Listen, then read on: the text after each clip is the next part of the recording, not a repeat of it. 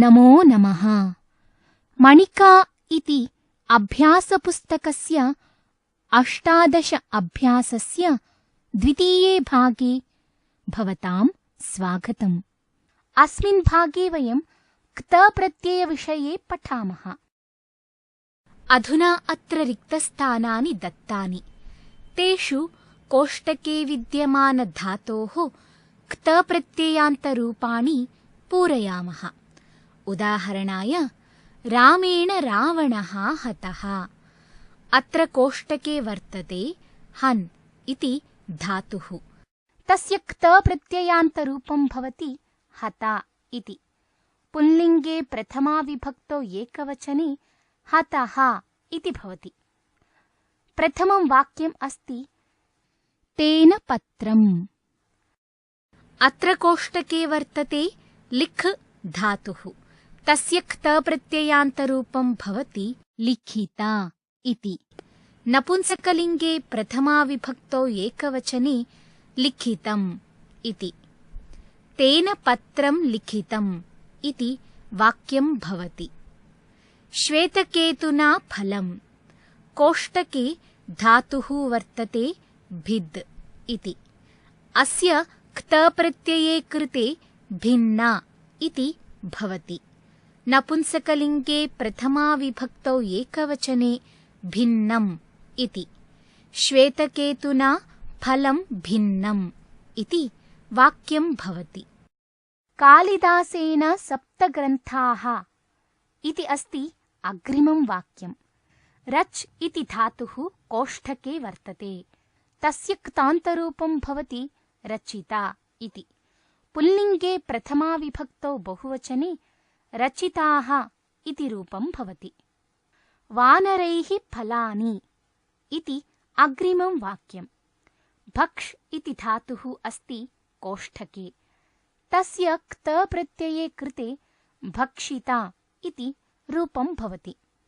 नपुंसके प्रथमाविभक्तौ बहुवचने भक्षितानि इति। वानरैः फलानि भक्षितानि इति सम्पूर्णं वाक्यं भवति। राज्ञा ब्राह्मणः इत्यादि अग्रिमं वाक्यम् अस्ति। कोष्ठके नि इति उपसर्गः मन्त्र इति धातुः च वर्तते। नि उपसर्गपूर्वकमन्त्रधातोः क्तप्रत्यये निमन्त्रिता इति रूपं भवति। तस्य पुल्लिङ्गे प्रथमाविभक्तौ एकवचने निमन्त्रितः इति रूपं भवति। राज्ञा ब्राह्मणः निमन्त्रितः इति वाक्यं भवति। किं त्वया जन्तुशाला इत्यादि अग्रिमं वाक्यम् अस्ति। कोष्ठके दृश् इति धातुः प्रदत्तः। तस्य क्तप्रत्यये कृते किं भवति? दृष्टा इति भवति। स्त्रीलिङ्गे प्रथमाविभक्तौ एकवचने दृष्टा इति रूपं भवति। किं त्वया जन्तुशाला दृष्टा इति सम्पूर्णं वाक्यं भवति। अधुना एकैकं वाक्यं स्वीकृत्य पुनः विचारं कुर्मः। प्रथमे रामेण इति कर्तृपदं तृतीयाविभक्तौ वर्तते। रावणः इति कर्मपदं तत् च प्रथमाविभक्तौ वर्तते। एवमेव अन्येषु वाक्येषु विद्यमानकर्तृपदानां कर्मपदानां च विचारं कुर्मः। श्वेतकेतुना फलं भिन्नम्। अस्मिन् वाक्ये कर्तृपदं किम्? श्वेतकेतुना इति कर्तृपदम्। अस्मिन् पदे विभक्तिः का? तृतीया विभक्तिः। कर्मपदं किम्? फलम् इति कर्मपदम्। विभक्तिः का? प्रथमा। कालिदासेन सप्तग्रन्थाः रचिताः। अस्मिन् वाक्ये कर्ता कः? कालिदासः। कालिदासेन इति कर्तृपदम् अस्ति। अत्र का विभक्तिः अस्ति? अत्र तृतीया विभक्तिः अस्ति। पश्यन्तु, कर्मपदं किमस्ति? सप्तग्रन्थाः इति कर्मपदम्। अस्मिन् कर्मपदे प्रथमा विभक्तिः वर्तते। वानरैः फलानि भक्षितानि।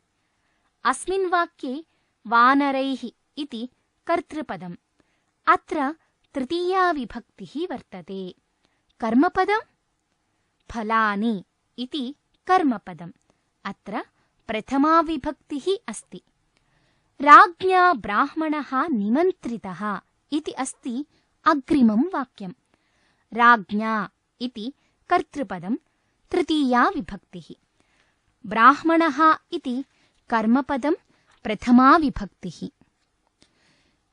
किं त्वया जन्तुशाला दृष्टा इत्यस्मिन् वाक्ये त्वया इति कर्तृपदम्। अस्मिन् तृतीया विभक्तिः अस्ति। जन्तुशाला इति कर्मपदम्। अस्मिन् पदे प्रथमा विभक्तिः अस्ति। अत्र कास्तम्भे क्त प्रत्ययस्य योगेन निर्मिताः मूलशब्दाः दर्शिताः सन्ति। भवन्तः एवमेव ख स्तम्भे धातुं प्रत्ययं च पृथक् कृत्वा लिखन्तु। प्रथमं क स्तम्भं पश्यन्तु। तत्र क्त प्रत्ययान्तः प्रथमः शब्दः कः अस्ति? आप्ता इति। तत्र धातुः कः वर्तते? आप इति धातुः। प्रत्ययः कः? क्त इति प्रत्ययः। अधुना ख स्तम्भे पश्यन्तु। क्तान्तं पदं किं वर्तते? प्राप्ता इति। तत्र कः धातुः? आप इति धातुः। प्र इति उपसर्गः। प्र आप। कः प्रत्ययः? क्त इति प्रत्ययः। प्र आप क्त प्राप्त। कास्तम्भे द्वितीयः शब्दः कः? प्रविष्ट इति। प्रविष्ट इत्यत्र कः धातुः वर्तते? विश् इति धातुः अस्ति। प्र इति उपसर्गः। प्रत्ययः क्त इति प्रत्ययः। प्र विश् क्त प्रविष्ट इति भवति। खास्तम्भे द्वितीयः शब्दः कः? प्रणष्ट इति खलु? अत्र कः धातुः वर्तते? नश् इति धातुः। प्र इति च उपसर्गः अस्ति। अत्र क्त प्रत्ययः वर्तते। प्र नश् क्त इति मेलनेन प्रणष्ट इति भवति। कास्तम्भे भ्रान्ता इति अग्रिमः क्तान्तः शब्दः अस्ति। अत्र ब्रम् इति धातुः, क्त इति प्रत्ययः च अस्ति। खास्तम्भे श्रान्ता इति वर्तते। अत्र कः धातुः? श्रम् इति धातुः। प्रत्ययः कः? क्त इति प्रत्ययः। श्रम् क्त इति मेलनेन श्रान्ता इति शब्दः भवति। कास्तम्भे वर्तते श्रुतम् इति। अत्र धातुः श्रु इति अस्ति। क्त प्रत्ययः अपि अस्ति। खास्तम्भे स्मृता इति क्तान्तः शब्दः अस्ति।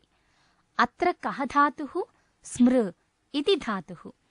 प्रत्ययः कः? क्त इति प्रत्ययः अस्ति। स्मृ क्त इति योजनेन स्मृता इति शब्दः भवति। कास्तम्भे अग्रिमः क्तान्तः शब्दः गता इति अस्ति। अत्र गम् इति धातुः अस्ति। क्त प्रत्ययः अत्र भवति। गम् क्त इति मेलनेन गता इति शब्दः भवति। खास्तम्भे अग्रिमः क्तान्तः शब्दः कः अस्ति? नता इति अस्ति। अत्र कः धातुः? नम् इति धातुः। प्रत्ययः कः? क्त इति प्रत्ययः। नम् क्त इति मेलनेन नता इति भवति। कास्तम्भे वर्तते उषिता इति शब्दः। अत्र वस् इति धातुः क्त प्रत्ययः च अस्ति। खास्तम्भे उदिता इति वर्तते क्तान्तः शब्दः। अत्र वद् इति धातुः क्त इति च प्रत्ययः अस्ति। वद् क्त इति मेलनेन उदिता इति भवति। कास्तम्भे अग्रिमः शब्दः अस्ति पृष्टा इति।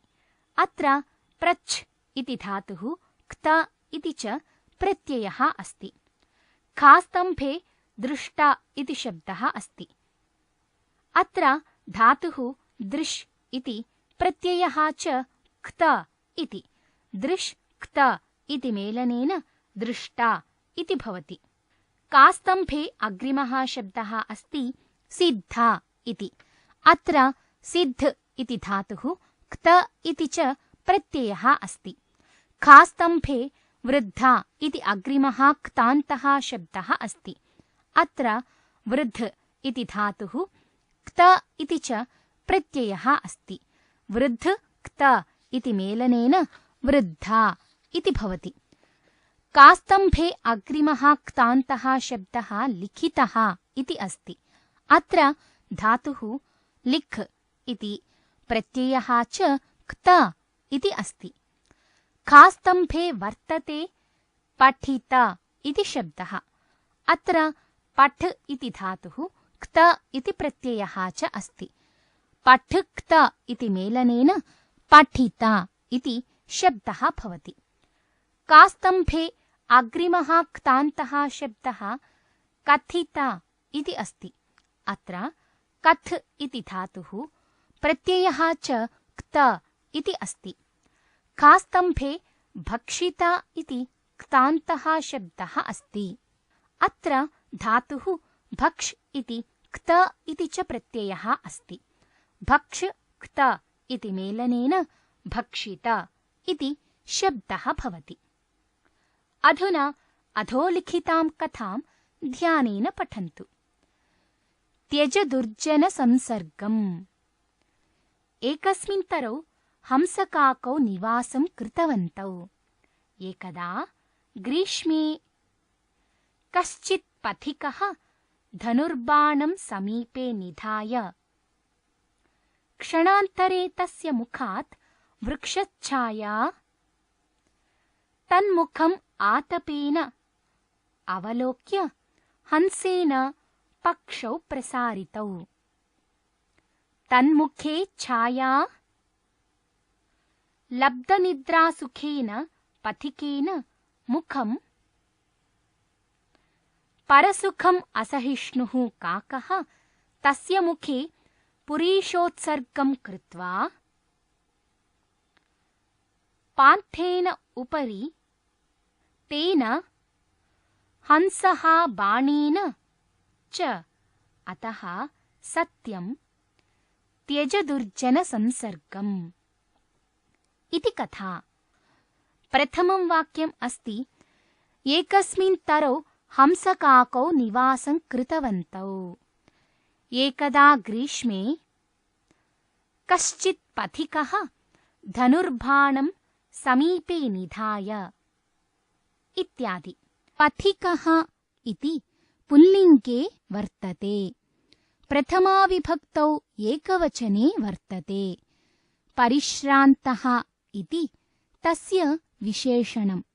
परिश्रान्तः अर्थात् थका हुआ। रिक्तस्थाने पूरयामः।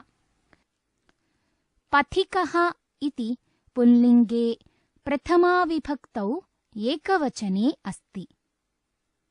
प्रसुप्तः अर्थात् सो गया।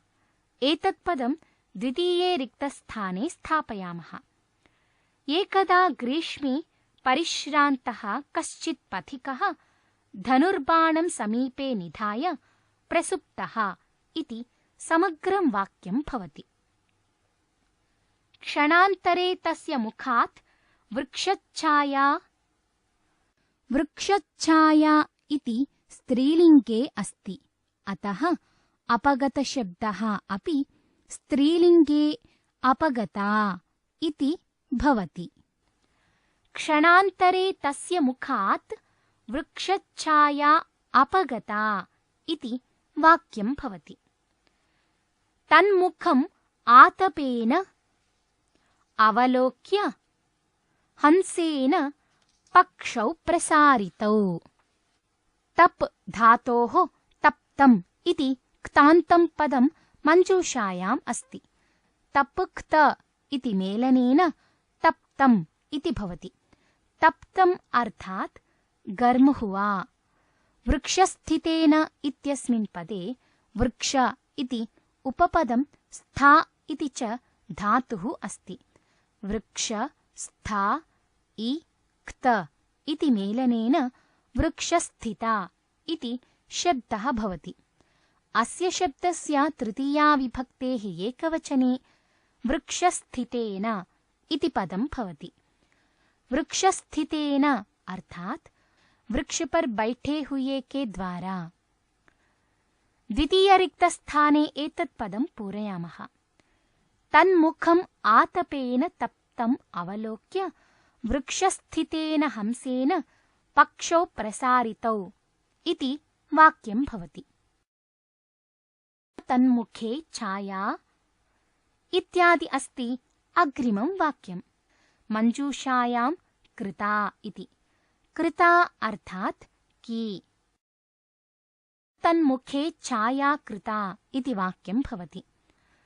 लब्धनिद्रासुखेन पथिकेन मुखम्। अत्र रिक्तस्थाने मञ्जूषातः उद्घाटितम् इति क्तान्तं पदं स्थापयामः। यतः अस्मिन् पदे उद् इति उपसर्गः, घट् इति धातुः, क्त इति प्रत्ययः च अस्ति। उद् घट् इ क्त इति मेलनेन उद्घाटित इति शब्दः भवति। एतस्य प्रथमा विभक्तेः एकवचने उद्घाटितम् इति रूपं भवति। उद्घाटितम् अर्थात् खोला। रिक्तस्थाने स्थापयामः। लब्धनिद्रासुखेन पथिकेन मुखम् उद्घाटितम् इति वाक्यं भवति। परसुखम् असहिष्णुः काकः तस्य मुखे पुरीषोत्सर्गं कृत्वा। पला ऐ इ क्त इति मेलनेन पलायितः इति भवति। पलायितः अर्थात् भाग गया इति। परसुखम् असहिष्णुः काकः तस्य मुखे पुरीषोत्सर्गं कृत्वा पलायितः इति वाक्यं भवति। पान्थेन उपरि निर् ईक्ष् इ क्त इति मेलनेन निरीक्षिता इति भवति। एतस्य प्रथमा विभक्तेः एकवचने निरीक्षितम् इति रूपं भवति। निरीक्षितम् अर्थात् देखा। रिक्तस्थाने पूरणेन वाक्यं भवति पान्थेन उपरि निरीक्षितम् इति। तेन हंसः बाणेन च इत्यादि अग्रिमं वाक्यम् अस्ति। दृश् क्त इति मेलनेन दृष्टा इति भवति। एतस्य प्रथमा विभक्तेः एकवचने दृष्टः इति रूपं भवति। दृष्टः अर्थात् देखा। एतत् प्रथमे रिक्तस्थाने स्थापयामः। वि आ पाद् इ क्त इति मेलनेन व्यापादिता इति भवति। अस्य प्रथमा विभक्तौ एकवचने व्यापादितः इति भवति। व्यापादितः अर्थात् बीन्ध दिया। एतदपि रिक्तस्थाने पूरयामः। तेन दृष्टः हंसः बाणेन व्यापादितः इति वाक्यं भवति। अधुना अन्तिमं वाक्यं पश्यामः। अतः सत्यं त्यज दुर्जनसंसर्गम् इति। मञ्जूषायां तु एकमेव पदम् अवशिष्टम् अस्ति, उक्तम् इति। वच् क्त इति अनयोः मेलनेन उक्ता इति भवति। एतस्य प्रथमा विभक्तेः एकवचने उक्तम् इति रूपं भवति। उक्तम् अर्थात् कहा गया है। अतः सत्यम् उक्तम् इति सम्पूर्णं वाक्यं भवति। अधुना समग्रां कथाम् एकवारं पुनः पठामः। एकदा ग्रीष्मे परिश्रान्तः कश्चित् पथिकः धनुर्बाणं समीपे निधाय प्रसुप्तः। क्षणान्तरे तस्य मुखात् वृक्षच्छाया अपगता। तन्मुखम् आतपेन तप्तम्। अवलोक्य वृक्षस्थितेन हंसेन पक्षौ प्रसारितौ। हंसेन तन्मुखे छाया कृता। लब्धनिद्रासुखेन पथिकेन मुखम् उद्घाटितम्। परसुखम् असहिष्णुः काकः तस्य मुखे पुरीशोत्सर्गं कृत्वा पलायितः। पान्थेन उपरि निरीक्षितं तेन दृष्टः हंसः बाणेन व्यापादितः च। अतः सत्यमुक्तं त्यज दुर्जनसंसर्गम्। सुहासः इति कश्चन बालकः। सः प्रतिसप्ताहं कृतं कार्यं रविवासरे एकत्र लिखति। सप्ताहस्य कार्यविवरणम् अत्र दत्तम्। यत् कृतं कार्यं तत् समीचीनम् इति चिह्नेन सूचितम्। यत् न कृतं तत् असमीचीनम् इति चिह्नेन सूचयति। समीचीनम् इति चिह्नेन सूचितानि कार्याणि कास्तम्भे लिखामः। असमीचीनम् इति चिह्नेन सूचितानि खास्तम्भे लिखामः। अत्र प्रथमं वाक्यम् अस्ति नित्यं प्रातः गीता पठिता। अत्र एतत् चिह्नं दृश्यते। चिह्नेन वयम् अवगच्छामः यत् सुहासः एतत् कार्यं गतसप्ताहे कृतवान्। सुहासेन किं कृतम्? सुहासेन गीता पठिता। पठिता इत्यत्र क्त प्रत्ययः अस्ति। पठिता अर्थात् पठि। अग्रिमवाक्यस्य अन्ते एतत् चिह्नं दृश्यते। अर्थात् वाक्ये यत् कार्यम् उक्तं तत् कार्यं सुहासः गतसप्ताहे न कृतवान्। अनेकशः असत्यं भाषितम् इति वाक्यम् अस्ति। भाषितम् अर्थात् कः?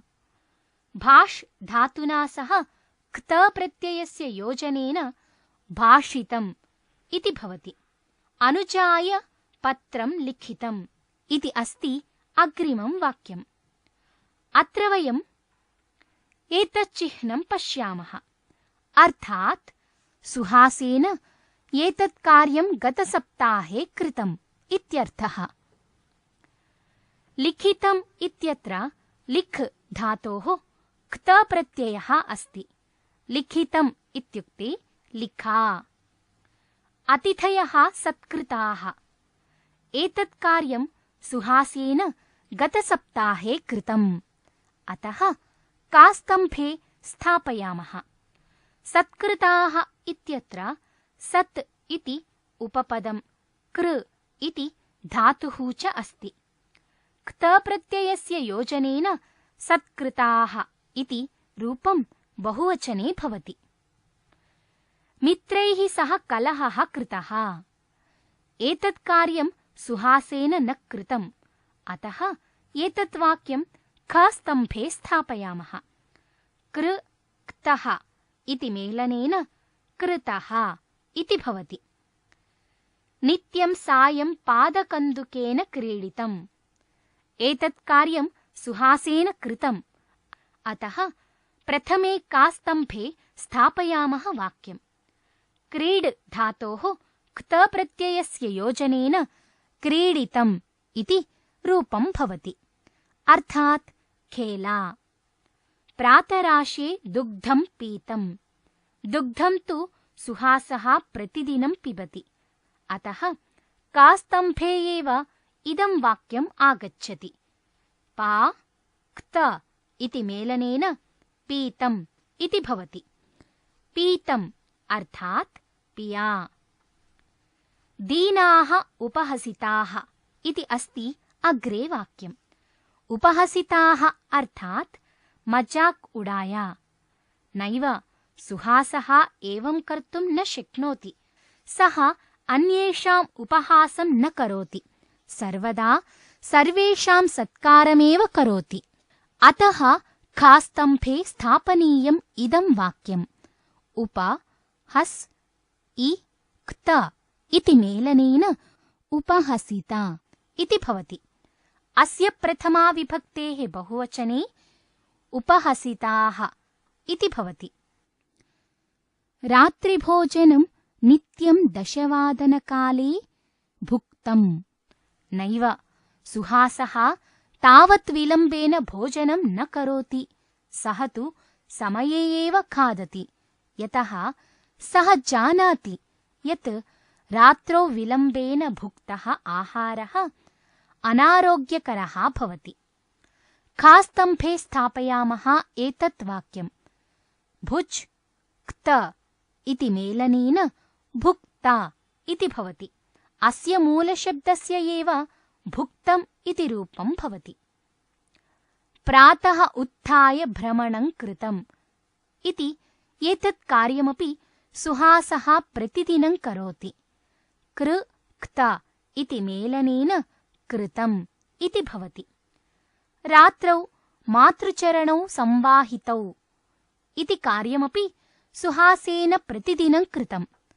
वाक्यं कास्तम्भे स्थापयामः। संवाहितौ अर्थात् मालिश की। सं वह इ क्त इति मेलनेन संवाहिता इति भवति। संवाहिता इति शब्दस्य प्रथमाविभक्तेः द्विवचने संवाहितौ इति पदं भवति। उद्याने पुष्पाणि त्रोटितानि। एतत् कार्यं सुहासः न कर्तुं शक्नोति। सुहासः शिष्टः अस्ति। सः उद्याने पुष्पाणि न त्रोटयति। अतः वाक्यं खास्तम्भे स्थापयामः। तृट् इ क्त इति मेलनेन त्रोटिता इति भवति। त्रोटिता इति शब्दस्य प्रथमाविभक्तेः बहुवचने त्रोटितानि इति भवति। विलम्बेन विद्यालयं प्राप्तः। सुहासः समयस्य परिपालनं करोति, अतः सर्वदा समये एव विद्यालयं प्राप्नोति। खास्तम्भे वाक्यं स्थापयामः। प्र आप क्त इति मेलनेन प्राप्ता इति भवति। प्रथमाविभक्तेः एकवचने प्राप्तः इति भवति। विज्ञानमेलके भागः गृहीतः इति अस्ति अग्रिमं वाक्यम्। गतसप्ताहे सुहासेन विज्ञानमेलकमपि गतम्। अतः एतत् वाक्यं कास्तम्भे स्थापयामः। ग्रह इ क्त इति मेलनेन गृहीता इति भवति। प्रथमाविभक्तेः एकवचने गृहीतः इति भवति। गृहीतः अर्थात् लिया। प्रभाते गुरुजनाः अभिवन्दिताः। सत्यम्, एतत् कार्यं तु सुहासः प्रतिदिनं करोति। कास्तम्भे वाक्यं स्थापयामः। अभि वन्द इ क्त इति मेलनेन अभिवन्दिता इति भवति। प्रथमाविभक्तेः एकवचने अभिवन्दिताः इति भवति। अभिवन्दिताः अर्थात् वन्दन् किया। दूरदर्शनस्य कार्यक्रमाः प्रतिदिनं 15 होरापर्यन्तं दृष्टाः। न, सुहासः तावत्कालपर्यन्तं दूरदर्शनं न पश्यति। सः तु मात्रं ज्ञानवर्धकानेव कार्यक्रमान् पश्यति। खास्तम्भे स्थापनीयम् एतत् वाक्यम्। दृश् क्त इति मेलनेन दृष्टा इति भवति। प्रथमाविभक्तेः बहुवचने दृष्टाः इति रूपं भवति। दृष्टाः अर्थात् देखे। मित्राणि, एवं प्रकारेण अस्मिन् भागे वयं ज्ञातवन्तः यत् क्त प्रत्ययः कर्मणि भावे च भूतकालार्थे प्रयुज्यते। व्यवहारे अपि क्त प्रत्यययुक्तानां वाक्यानां प्रयोगः अस्माभिः कर्तव्यः। क्त प्रत्ययस्य विषये इतोपि वयम् अग्रिमे भागे पठिष्यामः। भवतु तर्हि, पुनः मिलामः। धन्यवादः।